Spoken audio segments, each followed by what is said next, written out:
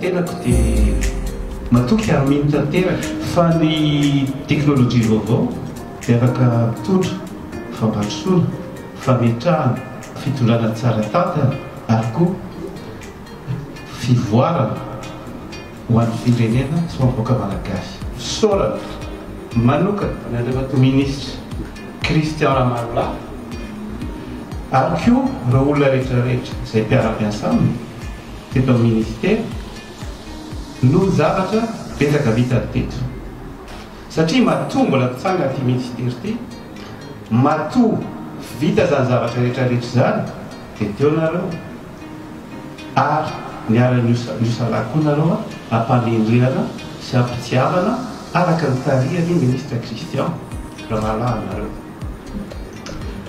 No ataoko zany dia tsotra anetana hitarika ary vonona koa izavitra ekefa aminareo rehetrarehetra tokony andraikitra ary koa aminareo rehetrarehetra mpiasa eto amin'ny ministera. Tobotso-pirenena araka ny tenen'ny ministra teo no ataontsika eto ary izay ihany no tanterahantsika eto.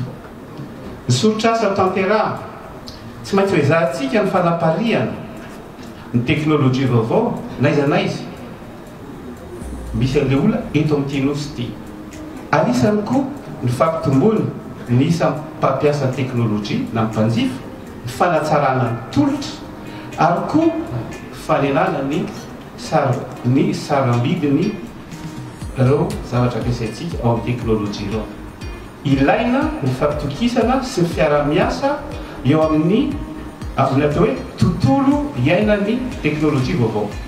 Tsy hanaraka ny mpandrarara teknika isika, tsy hanaraka ny mpandrarara bola tsika, tsy hanaraka ny mpisaitra tsika, tsika ara ny amporisika azy ary adidi-lehibe atsika no mahay fampandray ary mahay miaraka amin'izy ireo. Mino aho fa nareo eto miasa eto hiara-iasa tsika ary araka ny tenenina mba hiezaka tsaratsara kokoa foana tsika rehetrarehetra amita zany zavatra zany. Farany ahafahantsika manohy ny fanatsarana tsy maintsy mihaino hatrany misosikevitra rehetra mitondra fanavaozana mitondra samy avy amin'ilay olom-pirenena sy avy amin'ilay mpandrarana. Misy zavatra azo atao ary anjarantsika no miteny inona zavatra azo atao ka mba hitondra zavatra aingana na hitondra an'ilay teneniko hoe sanda ho an'ilay olom-pirenena. Misaotra betsaka nareo rehetrarehetra tonga eto. Misaotra.